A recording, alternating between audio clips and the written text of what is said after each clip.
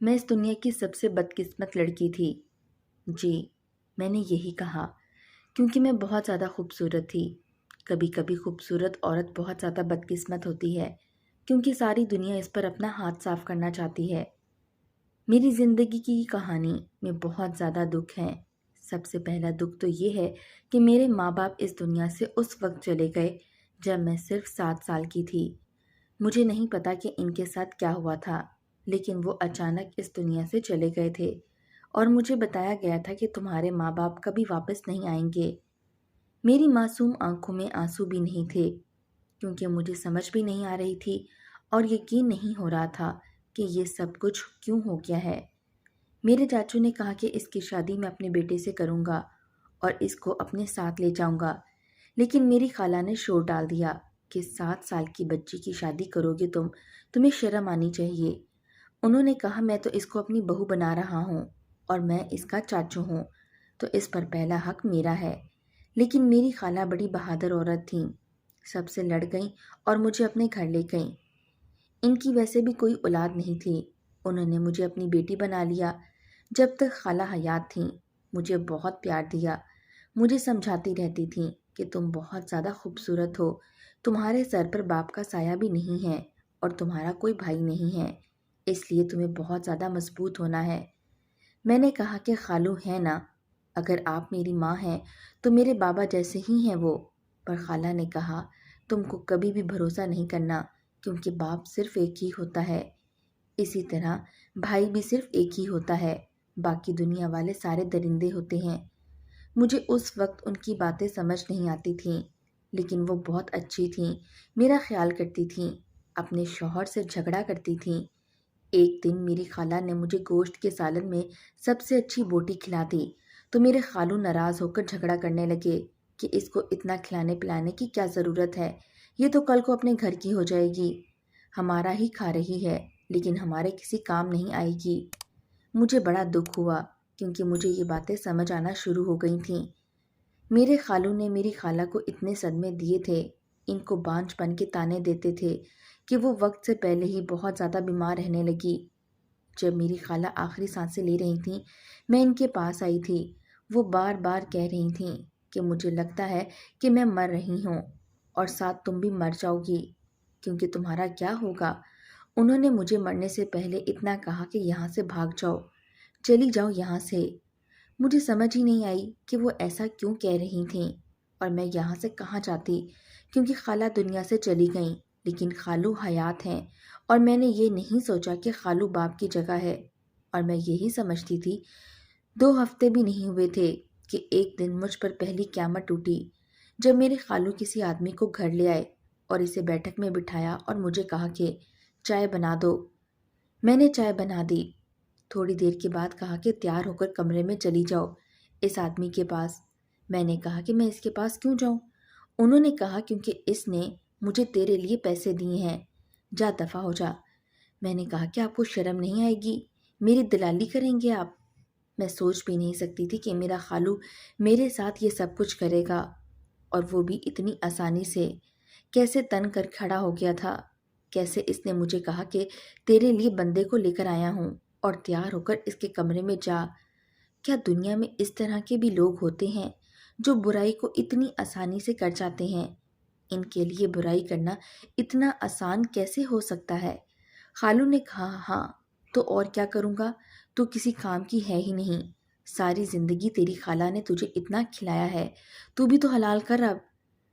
میرے خالو کو کیا پرواہ تھی، میں ان کی اپنی اولاد نہیں تھی، اس لیے شاید مجھے میری خالہ نے کہا تھا کہ بھاگ جاؤ، لیکن بات کو میں سمجھ نہیں پائی تھی۔ لیکن آج بھاگنے کی کوشش کی پر ناکام رہی۔ خالو نے مجھے 2 تھپڑ لگائے اور ایک کمرے میں دھکیل دیا، جس کمرے میں میری زندگی کی بربادی شروع ہوئی تھی، جسے میرے اندر جان ہی نہیں تھی۔ لیکن میرا خالو بہت خوش تھا۔ اس نے کہا کہ ارے پاگل، تجھے نہیں پتا، تو پاس ہو گئی ہے، یہ بڑا آدمی تھا، اب یہ ہمیں بڑے بڑے کلائنٹ ڈھونڈ کر دے گا، دونوں مل کر کھائیں گے۔ میں نے کہا کہ شرم آنی چاہیے تمہیں، تمہاری بیوی کو مرے ہوئے 2 ہفتے بھی نہیں ہوئے ہوں گے اور تم نے میرے ساتھ یہ کام کرنا شروع کر دیے۔ اس نے کہا میں تو اپنی بیوی کا انتظار کر رہا تھا کہ کب مرتی ہے، اس کے ہوتے ہوئے میں یہ نہیں کر سکتا تھا۔ میری تو پہلے دن سے ہی تیرے پر نظر تھی، کیونکہ تیری خوبصورتی کے لیے تو لوگ ہزاروں نہیں لاکھوں دیں گے۔ اگر تو نے ان سے بھاگنے کی کوشش کی تو مجھ سے برا کوئی نہیں ہوگا۔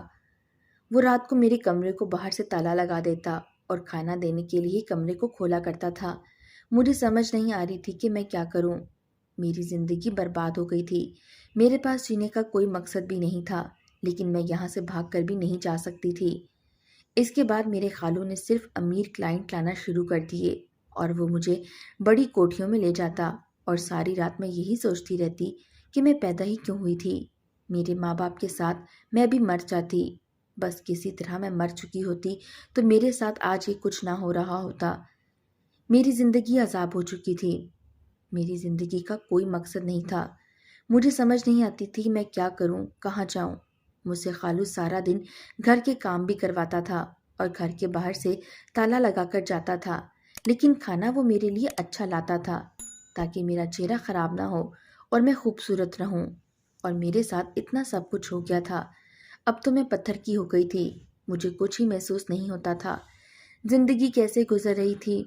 ایک دفعہ محلے والوں نے کہا کہ تم یہاں پر غلط کام کر رہے ہو، ہم تو تمہیں اس محلے سے نکال دیں گے۔ بات تو گھبرانے کی تھی، یہ سارا محلہ ہم کو اس محلے سے نکالنے کے لیے آیا تھا اور وہ ہمیں یہاں سے نکالنے کے لیے کچھ بھی نہیں کر سکتے تھے۔ لیکن آج مجھے اس بات کی خوشی ہو رہی تھی۔ خوشی اس لیے ہو رہی تھی کہ شاید اس طرح میری ان ساری چیزوں سے جان چھوٹ سکتی ہے۔ میرے اندر امید جاگی۔ میں نے کہا کہ کوئی تو مجھے بچا لے، پر محلے والوں نے کہا ہمیں اس گھر کو آگ لگانی ہے، تم بھی اس کے ساتھ ہی ختم ہو جاؤ۔ مجھے اس سے بھی کوئی مسئلہ نہیں تھا۔ اگر مجھے مر کے نجات ملتی تھی تو مجھے موت سے ڈر نہیں تھا، لیکن خالو نے پولیس والوں کو پیسے کھلائے اور محلے والوں کو چپ کروا دیا گیا۔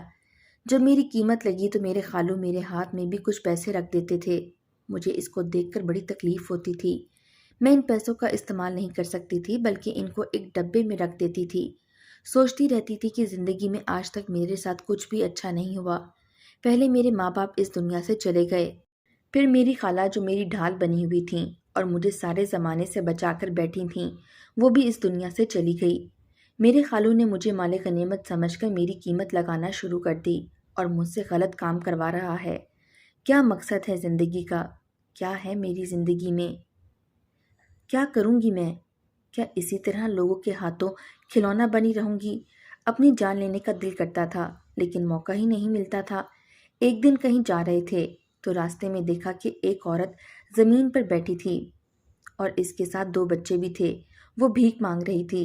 اس کے بورڈ پر لکھا تھا کہ میرا اس دنیا میں کوئی نہیں ہے، میں ایک بیوہ ہوں، میری مدد کی جائے۔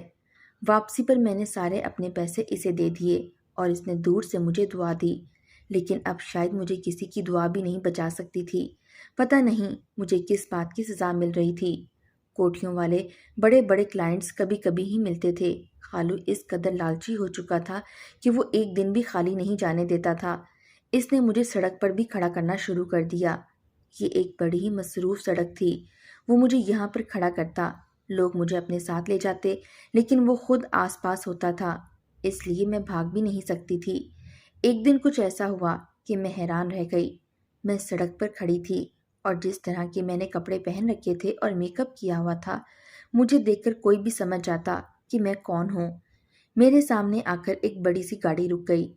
گاڑی کے اندر جو شخص بیٹھا تھا اس کا چہرہ نہیں دکھائی دے رہا تھا۔ اس نے کہا کہ میرے ساتھ آؤ گی؟ میں نے کہا کہ ٹھیک ہے، کیا لوگی؟ میں تمہیں ایک بنگلہ اور 50 لاکھ روپے دوں گا۔ میں نے کہا لگتا ہے آپ نے نشہ کیا ہوا ہے۔ اس نے کہا کہ نہیں، میں بالکل بھی نشے میں نہیں ہوں۔ اگر تم میرے ساتھ آنے کو تیار ہو تو میں تمہیں ایک بڑا بنگلہ اور 50 لاکھ روپے دوں گا۔ مجھے کسی بات پر بھروسہ نہیں تھا۔ اسی طرح کے لوگ ایسی باتیں ہی کرتے ہیں۔ میں نے کہا اگر آپ یہ سب کچھ نہیں دیں گے تبھی میں آپ کے ساتھ آ جاؤں گی، کیونکہ میری مجبوری ہے۔ اس نے کہا کہ نہیں، تمہیں اپنی مرضی سے آنا ہوگا اور اس کے بعد وہاں جو بھی ہوگا وہ تمہیں کرنا ہوگا۔ میں نے کہا کہ ایک انسان مرا ہوا ہو تو اس کو اور کیا کوئی مار لے گا۔ میں نے کہا کہ ٹھیک ہے، جو بھی بات ہے مجھے منظور ہے۔ میں نے میرے خالو کو اشارہ کیا کہ جا رہی ہوں۔ اتنی دور سے گاڑی دیکھی اور کہا کہ ٹھیک ہے، اچھی بات ہے۔ اس نے خالو کو پیسے دے دیے اور مجھے اپنے ساتھ لے گیا۔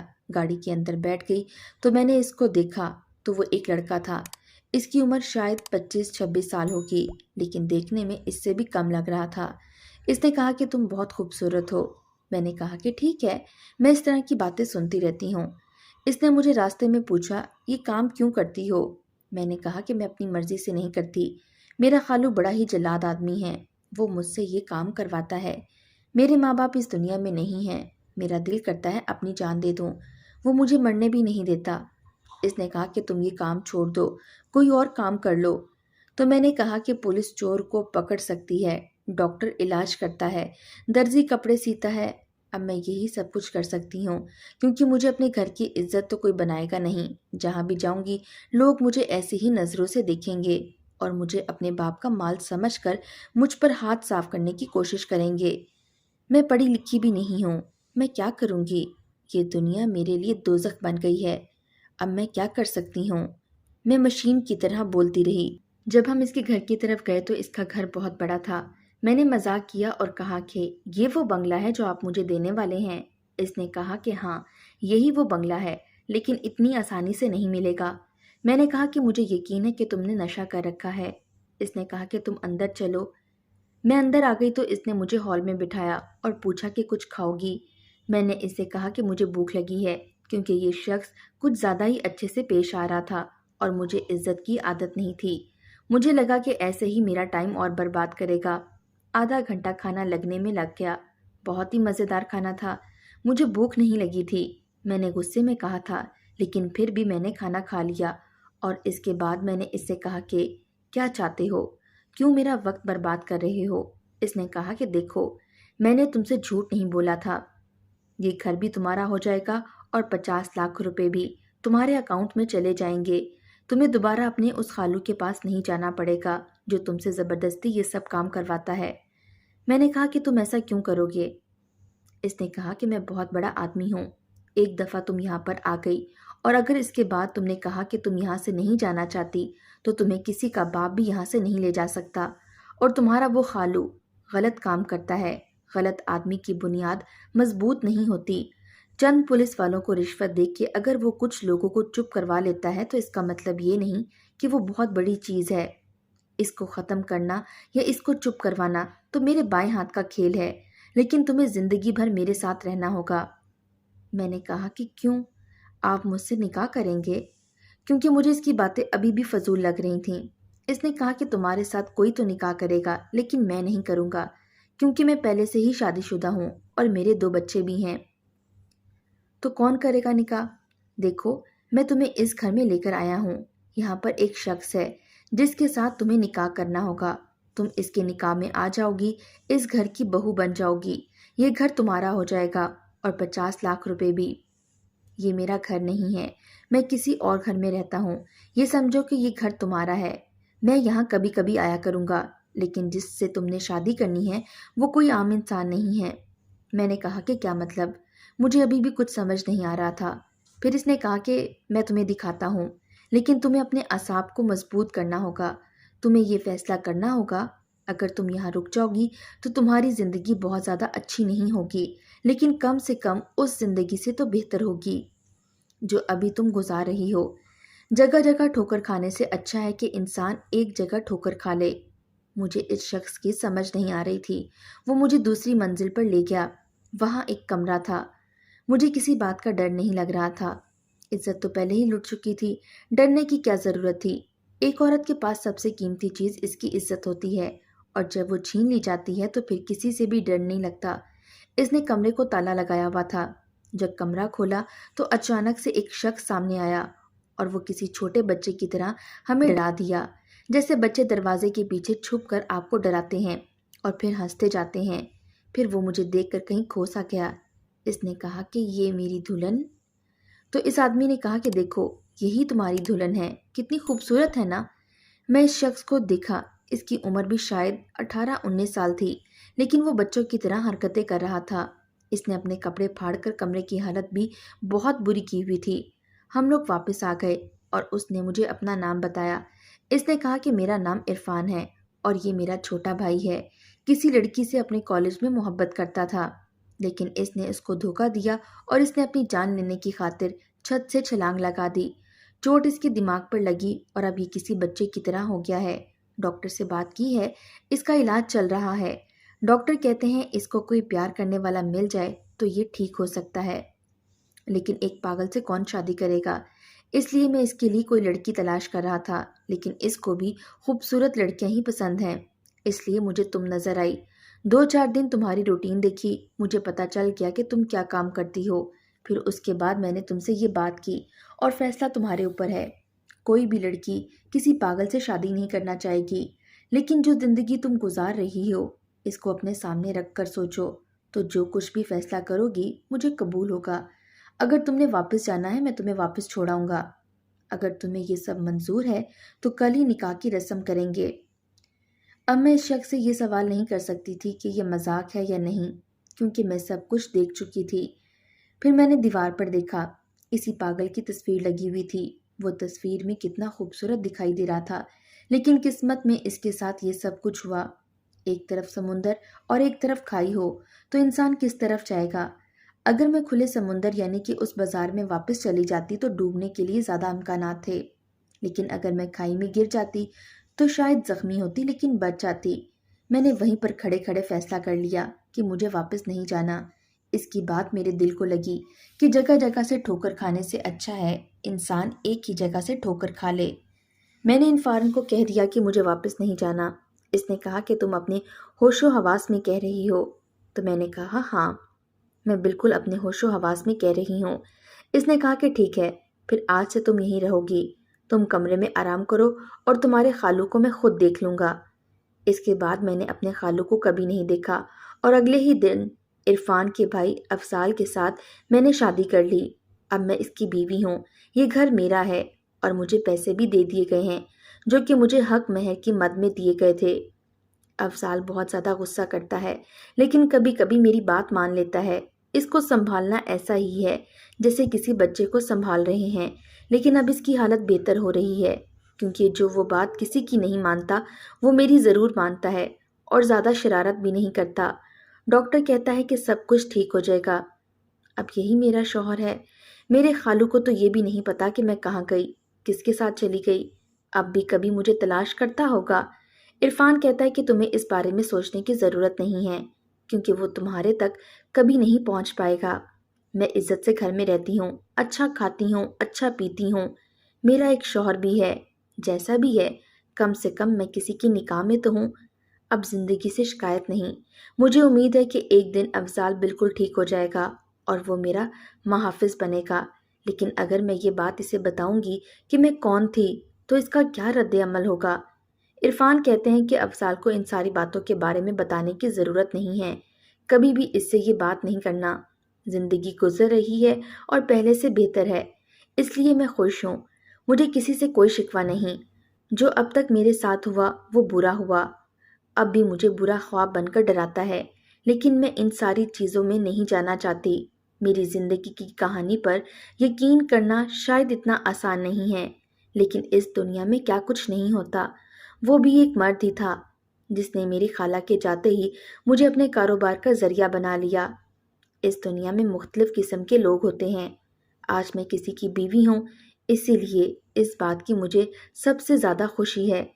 اگر کل کو میرا شوہر ٹھیک ہو گیا، جو کہ مجھے لگتا ہے کہ ٹھیک ہو جائے گا، تو پھر تو میں اور بھی زیادہ خوش قسمت ہو جاؤں گی۔ اب میں نماز بھی پڑھتی ہوں۔ پہلے تو اللہ کے سامنے جانے کی ہمت ہی نہیں ہوتی تھی، لیکن اب مجھے بہت سکون ملتا ہے۔